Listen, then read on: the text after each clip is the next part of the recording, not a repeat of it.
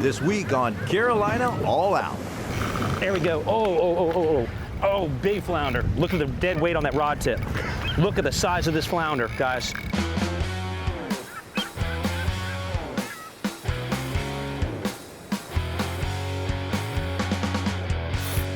Oh, yeah. Yeah, I see him down deep, about 10 foot down, definitely a flounder. And not a bad one either, boys. This might be the biggest one yet here. Oh, Lord. That's what you're here for right there. Look at that flounder there. Wow. Woo! That's a solid 5-pounder. Nice, sweet. Bucktails and flatfish. This is Carolina All Out.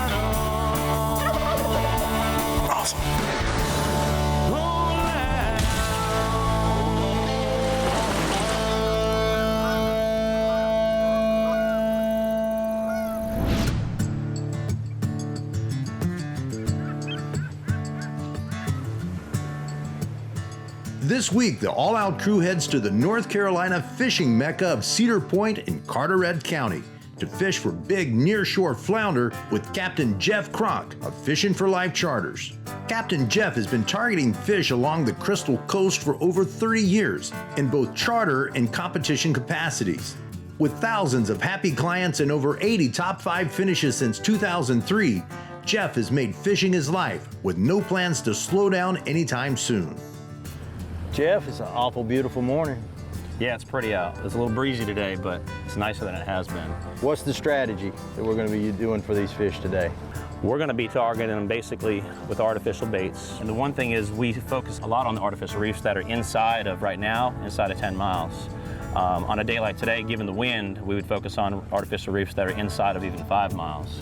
It's pretty out here and time to get after it and get after these fish. And thank you for having us out, and let's put it in the wind and see what we can catch. Good stuff. All right, looking forward to it, man.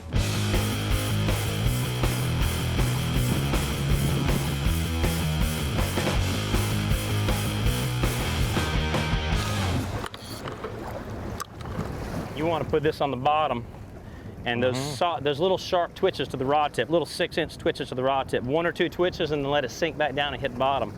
Yep. And you want to make sure you feel contact with the bottom after every twitch. I like to let my bait, my bucktail, pull the rod back down so my line is taut, it's tight. This way, if there's anything that strikes on the way down, I can feel it, actually feel the strike. There. You got something on there? Yeah. See that rod tip? Watch that rod tip. When you bring it up, yeah, it's a flounder there. I got one on here too. We both have a flounder on here. Since we both have one, just flip them in the boat. Didn't take long there. Look at this one.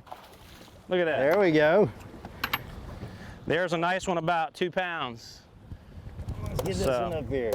It doesn't happen like that every day. I mean, we drop down and in 30 seconds to a minute, we hooked up 2. All right, so this right here, if you look at it carefully, see these three triangular spots right there? I mean, those oscillated spots, and it's forming a triangle. Yes. There's 2 more right here. So these are they're not very, prominent. These 2 are. So you have 2 prominent ones and 1 prominent one forms a triangle pointing toward the tail. That's a Gulf flounder. Ah, there you have. Jeff Cronk has put us on fish already within 1 minute into dropping the lines down. It doesn't happen that way all the time, but. Well, hey, we'll take it whatever we can get, right? Right. All right, we'll put them back in live well and see if we can pick up some more. More flatfish action coming up. Carolina All Out is brought to you by the North Carolina Wildlife Resources Commission. Go hunt, go fish, go wild. Carolina Cooker Cast Iron Cookware, a tradition born in the South. XGO, those who know wear XGO. Montgomery Community College, educating since 1967. Browning, the best there is. New Sport Shop, we've got the gear. And by Farms and Land Realty, selling land is what we do. Don't go away, there's more Carolina All Out coming up.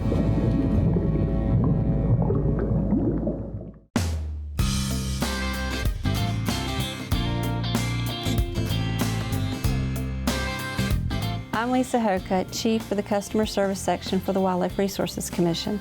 I'm here to talk to you today a little bit about what the Customer Service Section does for the Wildlife Resources Commission. Here we provide administrative and customer support for license sales, vessel registration and titling, and permitted hunting opportunities. The Wildlife Commission sells nearly 1 million hunting, fishing, and trapping licenses on a yearly basis. We also issue 150,000 vessel registrations annually. We are responsible for administering the application, sales, and draw process for a permanent hunting opportunities program. To find out more about the Wildlife Resources Commission and the services we offer, a great place to start is our website at ncwildlife.org, where you can purchase your license, apply for permanent hunting opportunities, report a big game harvest, view game land maps, even sign up for hunter education. Or you can come and see us at 1751 Varsity Drive in Raleigh.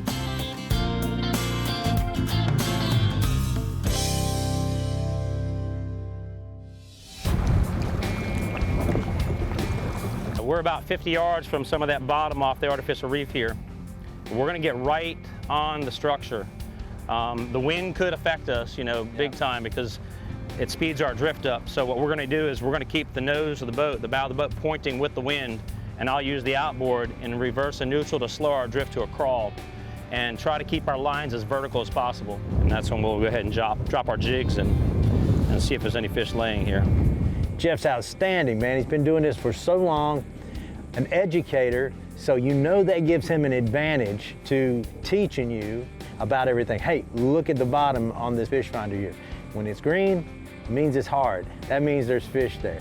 That's the stuff that I like to hear. That's the stuff that you need to know. Whether you ever have your own boat or not, you need to know this kind of stuff because it makes the experience better. Jeff and Chris are fishing with Berkeley Fusion bucktails paired with 4-inch gulp shrimp, targeting flounder that are staging on an artificial reef. The combination is deadly and has brought a huge amount of fish to the boat for Jeff over the years. There he goes, something on there. Yep, he's shaking good there. That looks like a flounder there.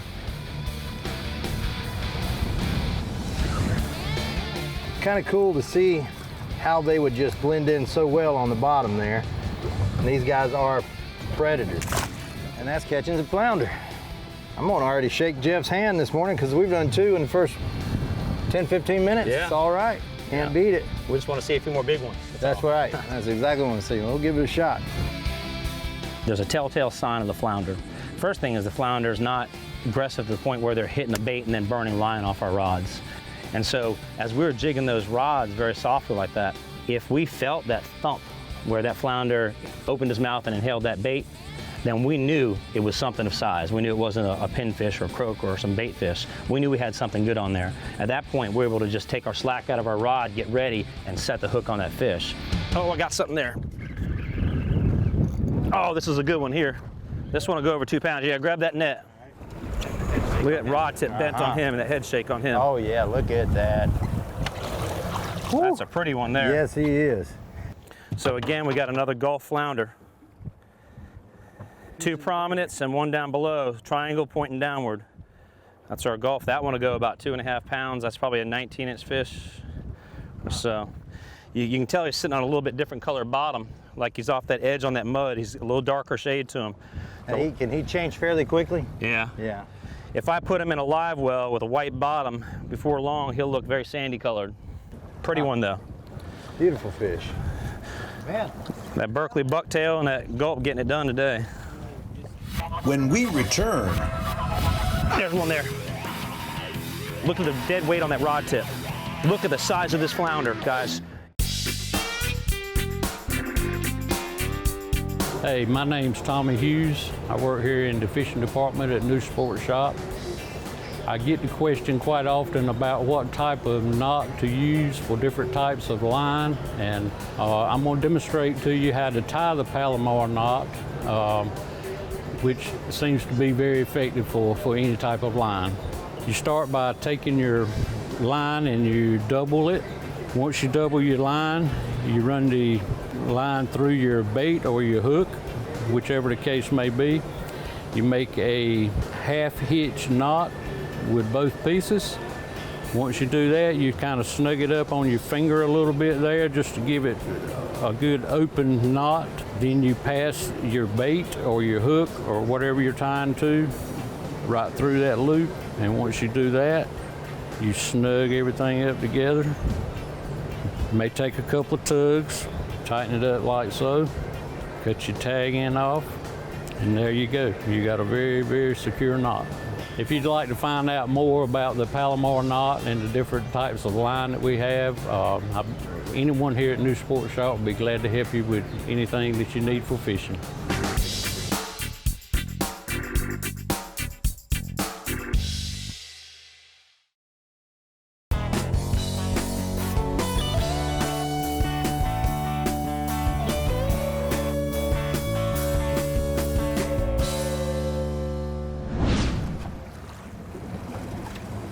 There he is, maybe.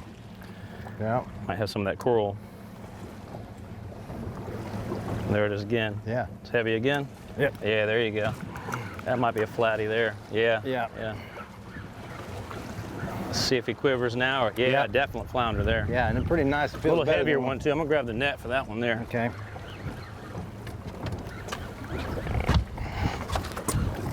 Yeah. There we go. There's one about 16, 17 inches. And that's another Gulf flounder, see it? 3 major points right there, pointing toward the tail. That's a Gulf flounder again. Most of what we're catching out here today seem like Gulf flounders, so.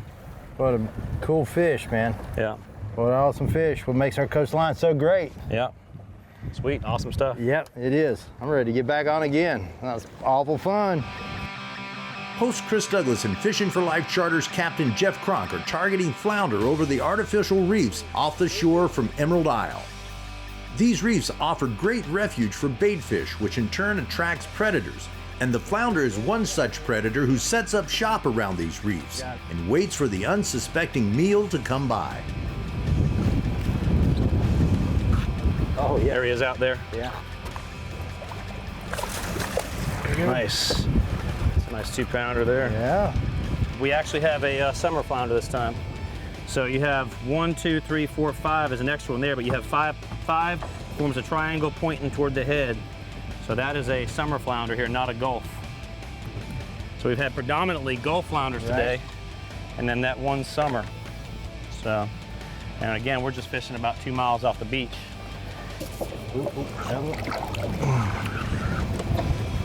That's a little flounder there, ain't it? Yep. Yep. He might not be real little either. Yeah, he started showing up there. He started getting a little heavier as you reel him. Yeah. Got that convulsion going on, just like it said. Yeah, I see him down deep, about 10 foot down, definitely a flounder.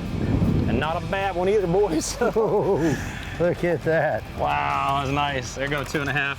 Look at the size of that mouth there. And there's your profile on your bait again against this is a 6-inch bait, that Berkeley Gulf shrimp on that Fusion 19 bucktail. He has no problem getting it down. What a beautiful fish. There we go. Oh, big flounder. Wow. This is a big flounder. When you net him, make sure you net him head first. This is a big, look at the dead weight on that rod tip. Look at the size of this flounder, guys. You ain't gonna believe this. Head first, in the net. Good job, bring him up here. Woo! That's a solid 5-pounder. Nice, sweet. Well, bring that fish up and let's take a look at him. Gotcha, well, we lucked out on that one. That's a pig. So we've had some 1 pound, 3/4 pound, 2 pounds or so today, and that one will go, you know, over 4, almost 5 pounds. An oscillating spot there. And that's 3. There, pointing toward the tail. Yeah, that's forming a triangle pointing toward the tail, so that's our Gulf flounder. That bucktail is a 6-inch bucktail, and he swallowed, it's gone. It's actually hooked right in the back top of his throat. But in that split second when they go to hit that bait, those gills flare open and water rushes out those gills when he opens his mouth and displacement occurs, and that whole entire bait gets sucked in, whether it's that bucktail or a live bait. Yeah, pretty flounder. Great fish. Awesome. Oh, good flounder. This might be the biggest one yet here. Don't go away. Doormats on the rise when we come back. Oh, Lord. That's what you're here for right there. Carolina All Out is brought to you by the North Carolina Wildlife Resources Commission. Go hunt, go fish, go wild. Carolina Cooker Cast Iron Cookware, a tradition born in the South. XGO, those who know wear XGO. Montgomery Community College, educating since 1967. AgriSupply, since 1962. And by Browning Trail Cameras, faster, smaller, better. Don't go away, there's more Carolina All Out coming up.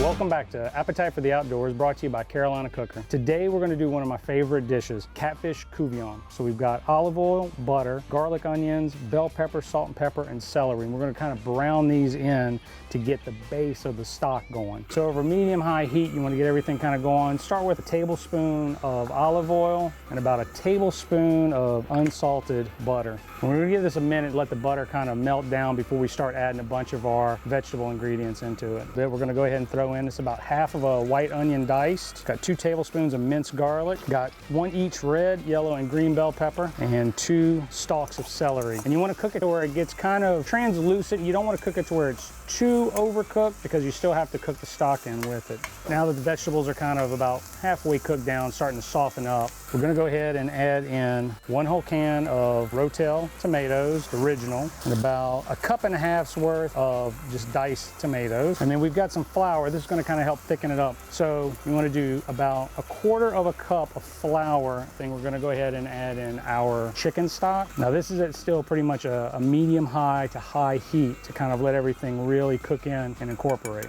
Now we're going to add in the herbs into this dish. So we've got some bay leaves, some fresh dill, and some rosemary. Now we're going to go ahead and turn the heat down, and we're going to go ahead and add in our catfish. We got about 1.5 pounds of catfish kind of cut into about 2 by 3 inch chunks. Mix this all in. Make sure everything's coated. Now we go ahead and salt and pepper. We're going to put the lid back on and let it cook for about 10 to 15 minutes and check it. Quick stir. We're going to finish this off with about 1/2 lemon. All right. To finish it off with a little bit of green onion on top. It's always great to catch wild game outside, but it's even better when you can incorporate it into a dish.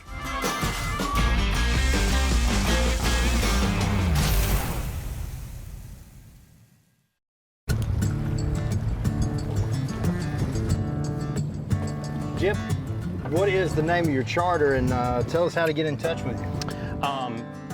ncharterfishing.com is our website. There's actually 2 of us, myself, Captain Jeff Cronk. My charter business is Fishing for Life Charters, and then Captain Mike Taylor, that's Flounder. Well, we'll just go to that. We'll talk about where to get up with you after you catch this flounder here. He's not a real big one, but I can tell that's a flounder for sure. Look at that. Another nice one, though. Yeah, there's one probably about 15 1/4. But yeah, ncharterfishing.com. Fishing for Life Charters is my business within that, and then my partner, Captain Mike Taylor, that's Taylor Made Charters. And we've been we started this jigging for flounders about 20 years ago out here, and promoted it, real hard in North Carolina. And there's a lot of folks out here doing this now, out here venturing out in their own boats to do it. And a lot of folks come out with us for the first time, learn how to do it, and then they mimic it on their boats. Now he's a keeper, a little over 16 inches on that one. Yeah. For anybody doing this on their own for the first time, the key thing is, if you're fishing on these artificial reefs and whatnot, if you hook a flounder, for sure, man overboard, put a waypoint there. Right. Like I said, most likely there's a few more around it, and sometimes there's a lot around it. I mean, I've come into places where an hour of fishing and 3 or 4 people put up 50 flounders, catch and release. Oh, good flounder. This might be the biggest one yet here. He thumped it one time. Keep a fishing, I'll go ahead and net him. I got him right here. He's big though, I'm gonna tell you that. If that's a flounder, he's up there 4 pounds or so probably. He's down there about 10 feet, he's coming up. There he is on top. Here he comes. Look at this flounder. Look at this flounder.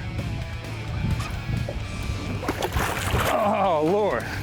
That's what you're here for right there. Flounder big around as the net. Look at that flounder there. Let's put him on that cooler top. He's 20.5-inch flounder right there. Thick too. Look how thick he is. Nothing in his belly, but he's fat. He's got about a 2-inch girth on him. It's big. That's one that we might have to clean up to make. Yep. To stuff. Be the end fish. Yeah. You know, fishing with Jeff Cronk and his crew at Fishing for Life Charters was an awesome experience. These guys are into fish year-round. Doesn't matter if it's spring, doesn't matter if it's summer, fall, winter. They've got something going on and they can put you on a fish just like they did for us today. We love coming down here to the Crystal Coast, and we will be back. There's a lot more fishing to be done in our state, and you can see it all right here on Carolina All Out. Oh, I knew it. Gotcha.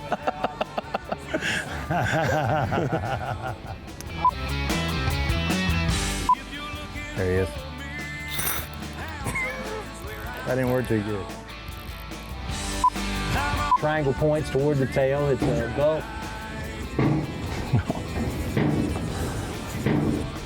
They're dumping sand over there for that. And you guys need to carry on watching Carolina All Out. Carry on. Where the heck did that come from? It's like, carry on. What is that, British or something? English? Whether it's the Crystal Coast, the northern part of the state, down south, will be deuced. Yeah, that didn't work. Awesome.